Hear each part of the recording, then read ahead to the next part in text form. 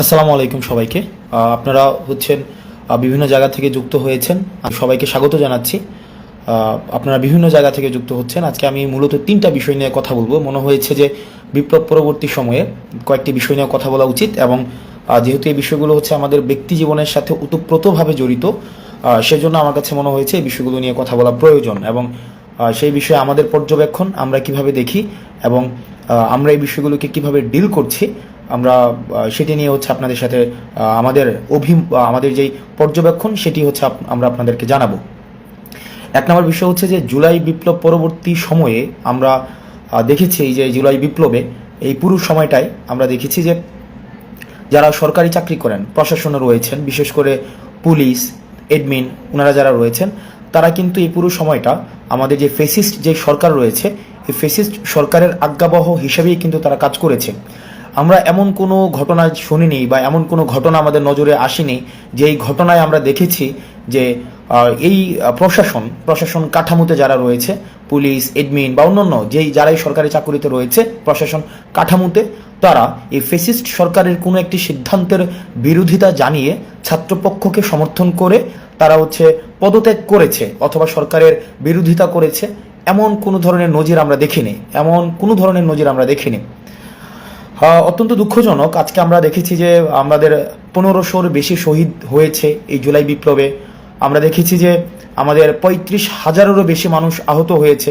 তারা এখনও হচ্ছে বিভিন্ন হসপিটালে চিকিৎসাধীন রয়েছে, এবং এমনও ফ্যামিলি রয়েছে যাদের একমাত্র উপার্জনক্ষম ব্যক্তিটি শহীদ হয়েছে অথবা এমনভাবে হচ্ছে আহত হয়েছে যারা আবার পরবর্তীতে যে আবার উপার্জনের ধারায় ফিরবে সেটিরও নিশ্চয়তা নেই। এমন একটি পরিস্থিতিতে আমরা ছাত্র জনতার অনেক ত্যাগের বিনিময়ে আমরা এই ফেসিস্ট সরকারকে আমরা পতন করতে আমরা সক্ষম হয়েছি।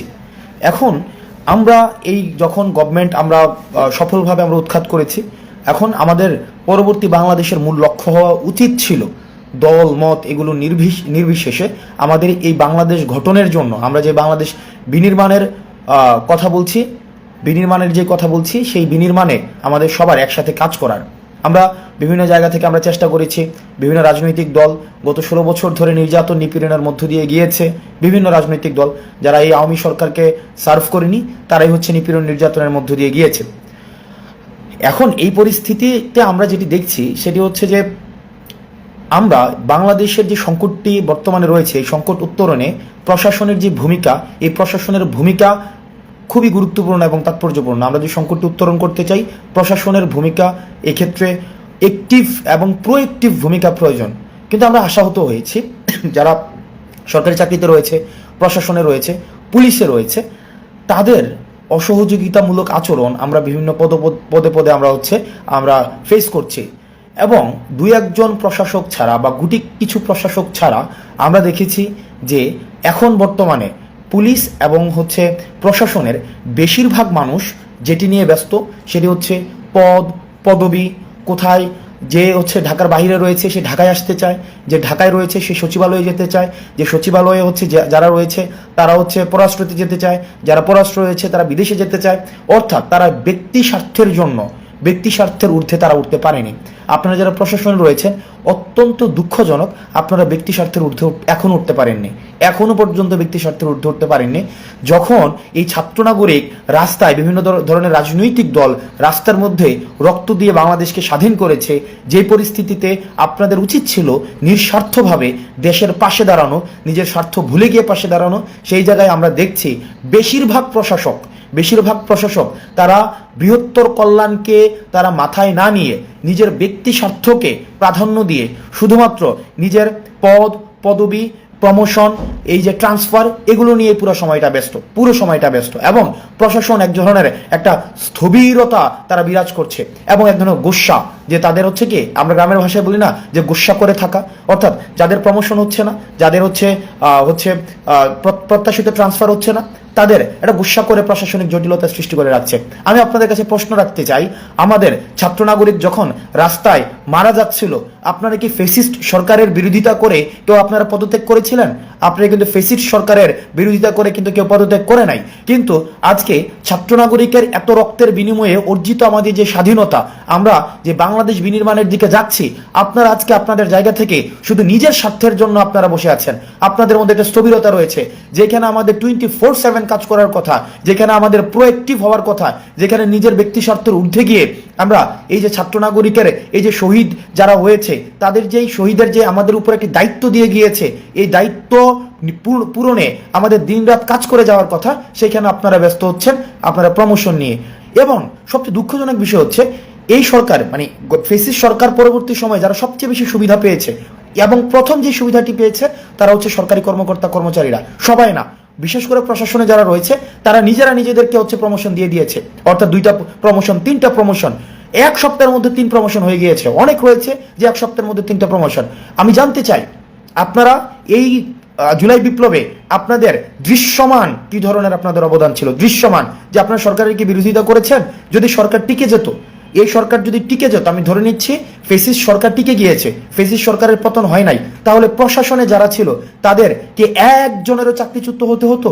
একজনের কিন্তু চাকরিচ্যুত হতো না। আপনি আজকে চিন্তা করেন, যদি আজকে ফেসিস্ট সরকার টিকে যেত, আমাদের সবার আজকে ফাঁসি হতো, আমাদের রাষ্ট্রদ্রোহিতার কারণে মামলায় ফাঁসি হতো, আমাদেরকে জেলে যেতে হতো, বিএনপিকে জেলে যেতে হতো, শিবিরকে জেলে যেতে হতো, জামাতকে জেলে যেতে হতো, যারা এই সরকারের বিরোধিতা করেছিল প্রত্যেককে জেলে যেতে হতো। কিন্তু প্রশাসনের কি কিছু হতো? এখন আপনাদের কাছে মনে হতে পারে যে আমি প্রশাসনের বিরোধিতা করছি না, প্রশাসনের প্রতি আমাদের প্রত্যাশা অনেক।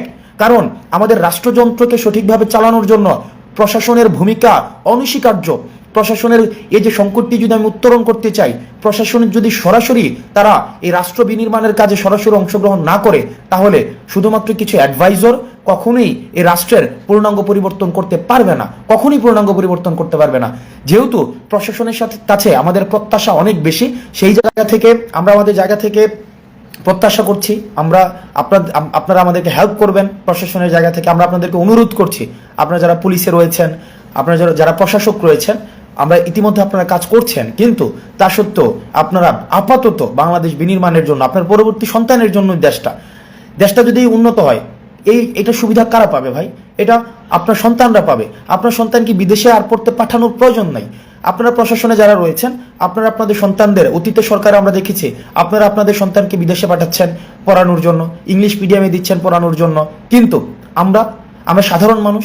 এখন আপনারা যদি আমাদেরকে সরাসরি আপনারা রাষ্ট্র সংস্কারের কাজে অংশগ্রহণ না করেন, তাহলে কিন্তু বিপ্লবটি ব্যর্থ হবে। আমরা প্রশাসন, আপনারা যারা রয়েছেন, আপনাদের প্রতি মানুষের প্রত্যাশা অনেক বেশি। আপনারা আপনাদের জায়গা থেকে নিজের ব্যক্তি স্বার্থের ঊর্ধ্বে গিয়ে আপনারা প্রোঅ্যাক্টিভভাবে কাজ করুন।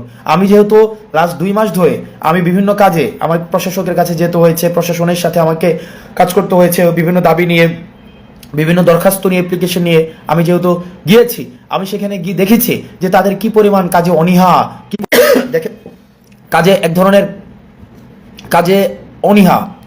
কাজে মানে একটা তাদের ঘোষক পাচ্ছে না, কাজও করছে না, মানে চুপ করে বসে আছে। এবং অদ্ভুত একটা বিষয় কি, সবাই নিজেকে এখন পরিচয় দিচ্ছে আমরা হচ্ছে জাতীয়তাবাদী বঞ্চিত লীগ। সবাই বঞ্চিত, মানে আপনি প্রশাসনের প্রত্যেকটা মানুষ আপনাকে বঞ্চিত হিসেবে উপস্থাপন করবে যে গত 16 বছর ধরে আমরা বঞ্চিত ছিলাম, গত 16 বছর ধরে আমরা বঞ্চিত। পুলিশ বলেন, এডমিন বলেন, যারাই বলেন, আমরা গত 16 বছর ধরে বঞ্চিত। আমরা সরকারের বিরোধিতা করেছি, আমরা সরকারের এগেইনস্টে কথা বলেছি, এখন আমাদেরকে প্রমোশন দিতে হবে, এখন আমাদেরকে পদোন্নতি দিতে হবে, এখন আমাদেরকে ট্রান্সফার করে দিতে হবে, এখন আমাদেরকে ঢাকায় আসতে দিতে হবে, কারণ গত 16 বছর ধরে আমরা সুবিধা বঞ্চিত ছিলাম। ভাই, আপনারা গত 16 বছর ধরে সুবিধা বঞ্চিত ছিলেন, আমরা গত 16 বছর ধরে এই সরকার, ফেসিস্ট সরকার যদি কাউকে সবচেয়ে বেশি আনকন্ডিশনাল হেল্প করে থাকে, আনকন্ডিশনাল সুবিধা দিয়ে থাকে, সেটা হচ্ছে এই প্রশাসকদের দিয়েছে। কারণ এই যে অতীতের যে সরকারটি ছিল, অতীতের ফেসিস্ট সরকার প্রশাসন নির্ভর একটি সরকার ছিল। প্রশাসনকে আনকন্ডিশনাল জনগণের মানে জনগণের থেকে শক্তিশালী বানিয়েছিল প্রশাসন। আর যেই দেশে জনগণের থেকে শক্তিশালী কোনো ইনস্টিটিউশন হয়ে যায়, তখন জনগণের যে স্বাধীনতা, জনগণের যে অধিকার, সেটি হুমকির মুখে পড়ে যায়। এই ফেসিস্ট সরকারের গত 16 বছরে জনগণের থেকে শক্তিশালী ইনস্টিটিউশন বানিয়ে ফেলেছিল প্রশাসনকে, জবাবদিহিতার ঊর্ধ্বে রেখেছিল প্রশাসনকে। আর এখন আপনারা সবাই এসে বঞ্চিত হয়ে গিয়েছেন। আপনাদের কাছে অনুরোধ থাকবে এই রাষ্ট্র সংস্কারের কাজে আপনারা সরাসরি অংশগ্রহণ করুন। এই যে গুসা করে বসে থাকা এই সাধারণ জনগণ এগুলোকে ইতিবাচকভাবে নেয় না। ছাত্র নাগরিক যেভাবে এই ফেসিস্ট সরকারকে আপনারা দেখেছেন, তাদের যে প্রতিক্রিয়া ছিল, ক্ষুব্ধ হতে হতে মানুষ একটা পর্যায়ে গিয়ে ক্ষুব্ধ হতে হতে কিন্তু আপনাদের উপরেও মানুষের আক্রোশ থাকবে। সুতরাং আপনারা আমাদের রাষ্ট্র সংস্কারের কাজে আমরা যেই দেশটাকে ভবিষ্যতের জন্য রেখে যেতে চাই, একটি সার্বজনীন একটা দরদ এবং যেই আমাদের ইনসাফের যে রাষ্ট্র, ইনসাফ এবং দরদের যে রাষ্ট্র, সেই রাষ্ট্রতে আপনারা সরাসরি অংশগ্রহণ করুন। আপনার সন্তান যেন আর বিদেশে গিয়ে পড়তে না হয়, আপনার বাবা মাকে যেন আর বিদেশে গিয়ে চিকিৎসা না নিতে হয়, এবং এই দেশটা যেন একটা ইনসাফ এবং দরদ ভিত্তিক একটা দেশ গড়ে ওঠে। দ্বিতীয়ত যে বিষয়টি আমরা দেখতে পাচ্ছি, আমাদের বেশিরভাগ মানুষ যারা বিপ্লবে এসেছিল, যারা ছাত্র নাগরিক, যারা আন্দোলনে এসেছিল, আমরা ছাত্ররা বেশিরভাগ অংশ কোটা সংস্কারের জন্য এসেছিল। কেউ এসেছিল জুলুমের প্রতিবাদে, কেউ এসেছিল যে আমাদের গত সরকার তাদেরকে কথা বলতে দেয়নি, এই কথা না বলার জন্য, মত প্রকাশের স্বাধীনতার জন্য। কিন্তু অধিকাংশ মানুষ কিন্তু এসেছিল যে তাদের যেই একটা সিভিল রাইট, একদম ন্যূনতম যে নাগরিক অধিকার, গত সরকার সে ন্যূনতম নাগরিক অধিকারগুলো থেকে বঞ্চিত করে রেখেছিল, যার জন্য তারা রাস্তায় নেমে এসেছিল। এর মধ্যে অন্যতম হচ্ছে দ্রব্যমূল্য। আমরা দেখেছি ফ্যাসিস্ট সরকারের সময় দ্রব্যমূল্য আকাশ ছোঁয়া ঊর্ধ্বগতি হয়ে যায়, মানুষের দ্রব্যমূল্য হাতের নাগালের বাইরে চলে যায়, সেজন্য মানুষ রাস্তায় নেমে এসেছিল একটা অধিকাংশ। কিন্তু এই জুলাই বিপ্লবের পরবর্তীতে এই দ্রব্যমূল্য নিয়ে আমরা কিন্তু এখনো পর্যন্ত কোনো ইতিবাচক কিছু দেখি না। আমরা যখন বাজারে যাই আমরা আশাহত হই, আমরা যখন বাজারে যাই আমরা দেখি যে যেই ধরনের বাজারে যে দ্রব্যমূল্য রয়েছে সেটি মানুষের হাতের নাগালের বাইরে। এখন আমি ব্যক্তিগতভাবে আমি কারওয়ান বাজার থেকে শুরু করে অন্যান্য কিছু বাজারে আমরা দেখেছি, এবং যেহেতু আমাদের ছাত্র নাগরিক বা আমাদের বৈষম্য বিরোধী ছাত্র আন্দোলনের মাধ্যমে আমরা হচ্ছে বাজারে মনিটরিং এর জন্য আমরা কাজ করছি, সেখানে আমরা দেখেছি কি পরিমাণ সিন্ডিকেট। দেখেন, গত সরকার বাজারে বাজারে বিভিন্ন সিন্ডিকেট বসিয়ে মানুষের আশা আকাঙ্ক্ষার ঊর্ধ্বে গিয়ে, মানুষের আশা আকাঙ্ক্ষার বিপক্ষে গিয়ে তারা এই সিন্ডিকেটকে সুবিধা দেওয়ার জন্য তারা হচ্ছে মানুষের বিপক্ষে গিয়েছিল। এই কারণে দ্রব্যমূল্যের দাম বৃদ্ধি পেয়েছিল। এই সরকার আসার পরে অন্তর্বর্তীকালীন সরকারের কাছ থেকে আমাদের প্রত্যাশা ছিল যেহেতু এই সরকার সবগুলো সিন্ডিকেট ভেঙে দেবে, কিন্তু আমরা দেখেছি সিন্ডিকেট এই সরকার ভেঙে দিতে পারেনি। সিন্ডিকেটগুলো শুধুমাত্র হাত বদল হয়েছে।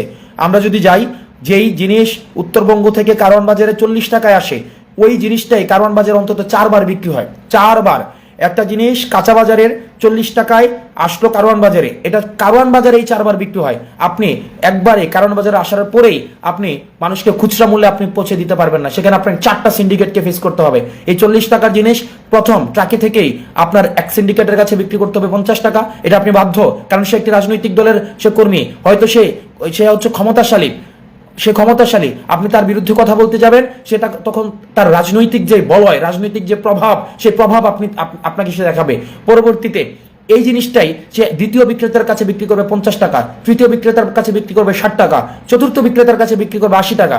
অর্থাৎ উত্তরবঙ্গের 40 টাকার সবজিটা ঢাকায় এসে শুধুমাত্র ট্রাকের মধ্যেই সেটা 80 টাকা হয়ে যায়। কারণ না হলে আপনি এই সবজিটা আপনি খুচরা মূল্যে আপনি বিক্রি করতে পারবেন না। আপনি যারা খুচরায় যারা কিনে তাদেরকে কিন্তু আপনি তাদের কাছে পৌঁছে দিতে পারবেন না। ওই সিন্ডিকেট এত শক্তিশালী, তারা রাজনৈতিক ছায় এই সিন্ডিকেটগুলো হচ্ছে তারা চালায়। তখন এই 80 টাকার সবজিটা যখন পাইকারি বিক্রেতা কিনে তারপর সেটা মানুষের কাছে 90 টাকায় পৌঁছে দেয়, তাহলে দেখেন 40 টাকার জিনিস মানুষের কাছে যেতে যেতে সেটা 90 টাকা হয়ে যায়। এখন এই অন্তর্বর্তীকালীন সরকারকে আমরা বিশ্বাস করি, অন্তর্বর্তীকালীন সরকারের উচিত ছিল সে অনেক বেশি বিপ্লবী হবে, কিন্তু আমরা দেখছি এই বিপ্লবী হওয়ার পরিবর্তে এই কনস্টিটিউশনাল সরকার অনেক বেশি আমাদের এই অন্তর্বর্তীকালীন সরকার কনস্টিটিউশনাল ব্যুরোক্রেটিক স্পিরিট ধারণ করেছে। অর্থাৎ আমরা মনে করেছিলাম বিপ্লবী হয়ে যেখানে আমরা স্ট্রিট ফার্স্ট অ্যাকশনের প্রত্যাশা করেছিলাম, কিন্তু স্ট্রিট ফার্স্ট অ্যাকশন এখনো পর্যন্ত আমরা দেখিনি। অন্তর্বর্তীকালীন সরকারের কাছে আমি আহ্বান জানাবো, যারাই রাজনৈতিক পরিচয়ে বাজারে সিন্ডিকেটগুলো চালাচ্ছে, আপনারা তাদের বিরুদ্ধে আপনারা হচ্ছেন দৃঢ়ভাবে ব্যবস্থা নিন। কারণ ছাত্র নাগরিককে যদি আপনি এই দ্রব্যমূল্যের বৃদ্ধির কারণে বেসিক রাইটস থেকে আপনি দূরে রাখেন, এই অন্তর্বর্তীকালীন সরকারের প্রতি কিন্তু মানুষের আস্থা বেশি দিন থাকবে না।